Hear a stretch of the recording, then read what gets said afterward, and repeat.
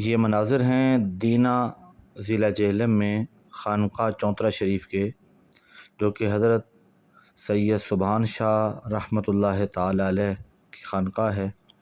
آپ کی چلہ گاہ پر جو ہے آپ کے عرس مقدس کی یہ تقریب ہے، اور اس درگاہ پہ، خانقاہ پہ زائرین، معتقدین، متوسلین اس اللہ کے ولی کی یاد میں حاضر ہوتے ہیں جنہوں نے اپنی زندگی کا بیشتر حصہ یہاں چلہ کشی میں گزارا۔ اور اس خانقاہ کے قریب جامعہ سبحانیہ نیازیہ ویلفیئر ٹرسٹ ادارہ قائم ہے، جہاں مسجد زیر تعمیر ہے۔ اللہ کے ولی کی خانقاہ پر